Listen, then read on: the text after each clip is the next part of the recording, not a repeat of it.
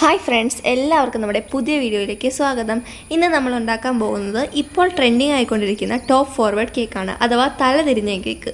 നല്ല എളുപ്പമാണെന്ന് ഞാൻ ഒരിക്കലും പറയില്ല ഈ കേക്ക് ഉണ്ടാക്കാൻ.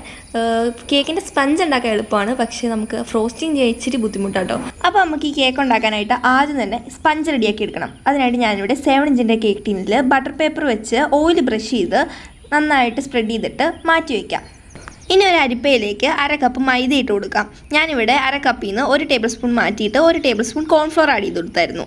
ഇനി 1 teaspoon baking powder, 1/2 teaspoon baking soda ചേർത്തിട്ട് നന്നായിട്ട് അരിച്ചെടുക്കാം. 3 വട്ടം അരിച്ചെടുക്കുക, അല്ലെങ്കിൽ ഇത് അരിച്ചെടുത്ത ശേഷം നന്നായിട്ട് മിക്സ് ചെയ്യുക.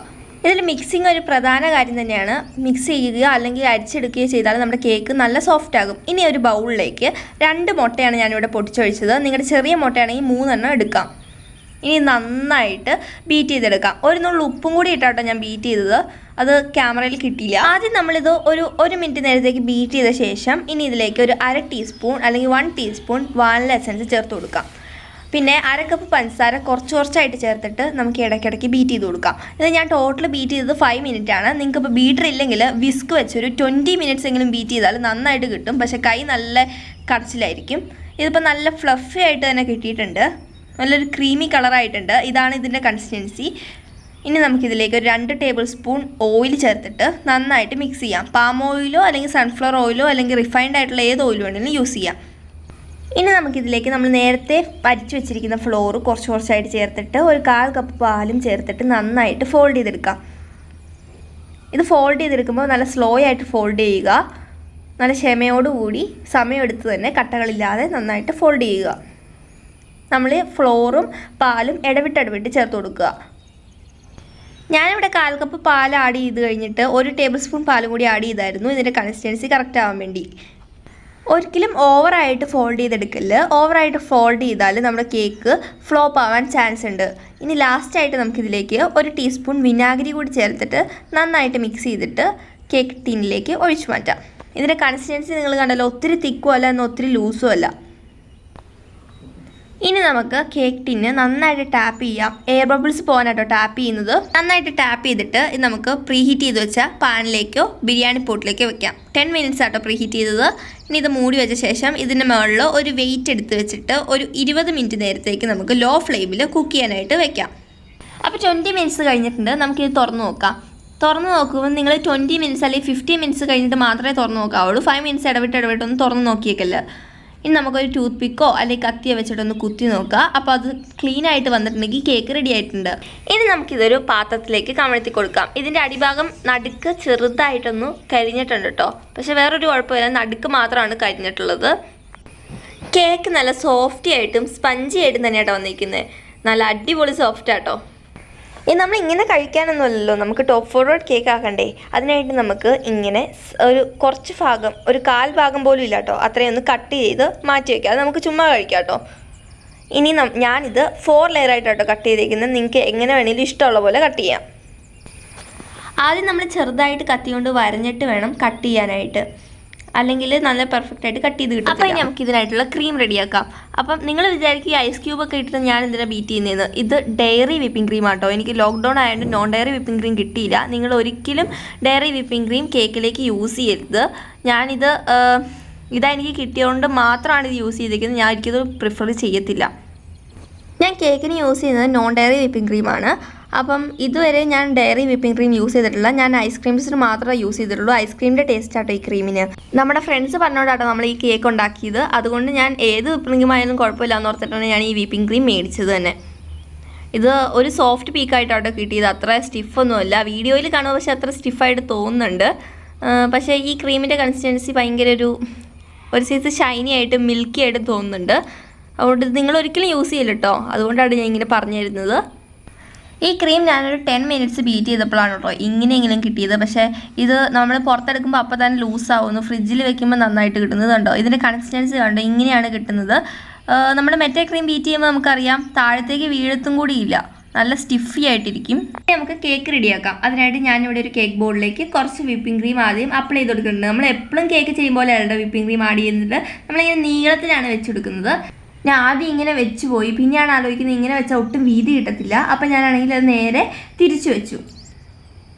ഇങ്ങനെയാണ് ഞാൻ വെച്ചത്. ഇപ്പം നല്ല സോഫ്റ്റ് ആയിട്ട് കേൾക്കാട്ടോ. എന്നാലും നമുക്കിതിലേക്ക് മിൽക്ക് സിറപ്പോ ഷുഗർ സിറപ്പോ ഒഴിച്ചു കൊടുക്കാം.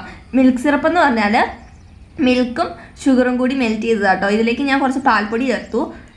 ഷുഗർ സിറപ്പാണെങ്കിൽ പഞ്ചസാരയും വെള്ളവും കൂടി മെൽറ്റ് ചെയ്താൽ മതി. ഇത് നമ്മൾ ചേർക്കുന്നത് സോഫ്റ്റ് ആയിട്ടുള്ള കേക്കാണെങ്കിൽ നമ്മളിത് ഫ്രിഡ്ജിൽ വെക്കുമ്പം കട്ടിയാവാൻ ചാൻസ് ഉണ്ട്. അതുകൊണ്ടാണ് ഞാൻ ഇവിടെ സിറപ്പ് ചേർത്ത് കൊടുത്തത്. നന്നായിട്ട് വെറ്റ് ചെയ്യുകയാണെങ്കിൽ നല്ല ജ്യൂസിയും സോഫ്റ്റി ആയിട്ടുള്ള കേക്ക് നമുക്ക് കിട്ടും. ഇനി നമ്മളിത് വെറ്റ് ചെയ്ത ശേഷം നമുക്കിതിൻ്റെ മുകളിലേക്ക് ക്രീം അപ്ലൈ ചെയ്ത് കൊടുക്കാം.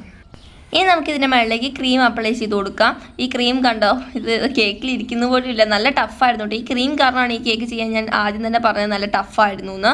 കുറേ നേരം എടുത്താട്ടോ ഈ ക്രീമിൻ്റെ ഫ്രോസ്റ്റിംഗ് ചെയ്തത്. ഇത് നല്ലൊരു ക്രീമായിട്ട് എനിക്ക് തോന്നിയില്ല. നമുക്കിത് ചെയ്തെടുക്കാം. സ്റ്റിക്കി ആയിരുന്നു ഭയങ്കരമായിട്ട്. അപ്പോൾ നമ്മൾ നന്നായിട്ട് തന്നെ ക്രീം സ്പ്രെഡ് ചെയ്ത് കൊടുത്തിട്ടുണ്ട്. ഇനി നമുക്കിതിലേക്ക് ഞാനാണെങ്കിൽ കുറച്ച് കണ്ടൻസ്ഡ് മിൽക്കാണ് ചേർത്ത് കൊടുക്കുന്നത്. നിങ്ങൾക്ക് അതിന് പകരം ചോക്ലേറ്റ് ഗ്രേറ്റ് ചെയ്തിട്ടോ അല്ലെങ്കിൽ വല്ല ക്രഷ് ഉണ്ടെങ്കിൽ ക്രഷോ എന്തെങ്കിലും ചേർത്ത് കൊടുക്കാം. ഇനി നമ്മൾ എന്ത് ചേർത്ത് കൊടുത്താലും നന്നായിട്ട് സ്പ്രെഡ് ചെയ്ത് കൊടുക്കണം, എന്നാലാണ് എല്ലാ സ്ഥലത്തും അതിൻ്റെ ടേസ്റ്റ് എത്തത്തുള്ളൂ. ഇനി നമുക്കിതിൻ്റെ മുകളിലേക്ക് അടുത്ത ലെയർ വെച്ച് കൊടുക്കാം. നമ്മൾ ലെയർ വെച്ച് കൊടുക്കുമ്പോഴത്തേക്കും ആദ്യം വലിയ ലെയർ വെക്കണം, അതിൻ്റെ മുകളിൽ ചെറിയ ലെയർ, അങ്ങനെ ഏറ്റവും ലാസ്റ്റ് കുഞ്ഞു ലെയർ വരെ എത്തിക്കണം. ഇനി നമുക്കിപ്പോൾ ചെയ്ത പോലെ തന്നെ എല്ലാ കേക്കും ഇങ്ങനെ ലെയർ വെച്ചിട്ട് നമുക്ക് ക്രീം ചെയ്തിട്ട് കണ്ടൻസ്ഡ് മിൽക്ക് ചേർത്തിട്ട് നന്നായിട്ട് തന്നെ ലെവൽ ചെയ്ത് വെച്ച് കൊടുക്കാം. നമ്മുടെ കേക്ക് വെച്ച് കൊടുത്തപ്പോൾ എനിക്ക് ചെറിയൊരു പേടി താഴെ വീഴുമെന്ന്. ശരിക്കും പറഞ്ഞാൽ ഇത് ലാസ്റ്റ് നമ്മൾ ടൂത്ത് പിക്ക് കുത്തി വെച്ചാൽ മതി. ഞാനിത് പേടിച്ചുകൊണ്ടാണ് ഞാനിങ്ങനെ രണ്ടാമത്തെ ലെയർ എത്തിയപ്പോൾ തന്നെ ടൂത്ത് പിക്ക് നമ്മുടെ കേക്കിൻ്റെ ഒരു ലെവലിനനുസരിച്ച് കട്ട് ചെയ്തിട്ട് ഞാനതിൽ വെച്ച് കൊടുത്തു. നമ്മളിത് ഫ്രോസ്റ്റ് ചെയ്യുമ്പോഴത്തേക്കും ആ കേക്കിൽ നമ്മൾ മറ്റൊരു കൈ പിടിച്ചിട്ട് വേണം ചെയ്യാനായിട്ട്, അല്ലെങ്കിൽ ഇത് താഴെ വീഴാൻ നല്ല ചാൻസ് ഉണ്ട് കേട്ടോ.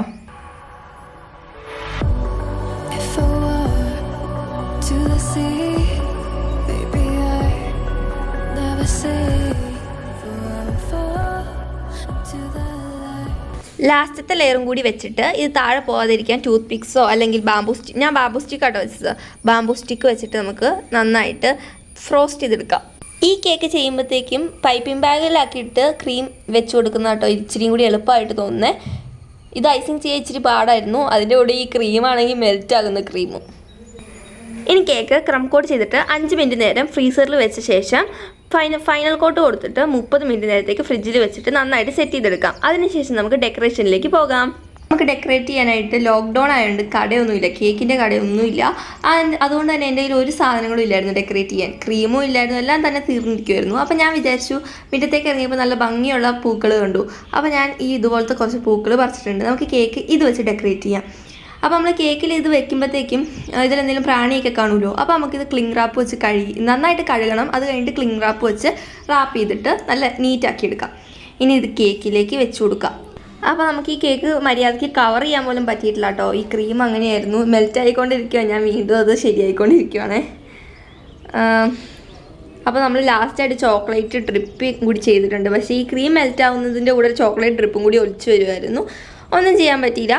പക്ഷേ ടേസ്റ്റിൻ്റെ കാര്യത്തിൽ ഒരു രക്ഷയില്ലായിരുന്നു കേട്ടോ. അടിപൊളി എന്ന് പറഞ്ഞാൽ അടിപൊളി ടേസ്റ്റ് ആയിരുന്നു. ക്രീമിൻ്റെ ടേസ്റ്റ് ഞാൻ പറയുന്നില്ല, പക്ഷേ കേക്ക് നല്ല സോഫ്റ്റ് ആയിരുന്നു. അതുപോലെ തന്നെ നല്ല ടേസ്റ്റി ആയിരുന്നു, നല്ല ജ്യൂസി ആയിരുന്നു. നല്ല മിൽക്ക് സിറപ്പിൻ്റെ എല്ലാ ടേസ്റ്റും നമുക്ക് കിട്ടുന്നുണ്ടായിരുന്നു. ഇത്രയേ ഉള്ളൂ. ഇതെൻ്റെ ഫസ്റ്റ് അറ്റംപ്റ്റ് ആയിരുന്നു. കേക്ക് ഫസ്റ്റ് അറ്റംപ്റ്റ് അല്ല, ഞാൻ ഉദ്ദേശിച്ച ഈ ട്രെൻഡിങ് കേക്ക് ഫസ്റ്റ് അറ്റംപ്റ്റ് ആയിരുന്നു. നമ്മൾ ഉദ്ദേശിച്ച പോലെ ആയില്ല, എന്നാലും അടിപൊളിയായിരുന്നു. അപ്പം നമ്മുടെ വീഡിയോ ഇഷ്ടമായെങ്കിൽ ലൈക്ക് ചെയ്യുക, ഇഷ്ടമായില്ലെങ്കിൽ ഡിസ്ലൈക്ക് ചെയ്യുക. കൂടുതൽ വീഡിയോകൾക്കായി ചാനൽ സബ്സ്ക്രൈബ് ചെയ്യുക. സബ്സ്ക്രൈബ് ചെയ്യുമ്പോൾ അടുത്തുള്ള ബെല്ലൈക്കൺ കൂടി അമർത്തിയാൽ ഞാൻ അപ്ലോഡ് ചെയ്യുന്ന എല്ലാ വീഡിയോസും നിങ്ങൾക്ക് തുടർച്ചയായി കിട്ടുന്നതാണ്.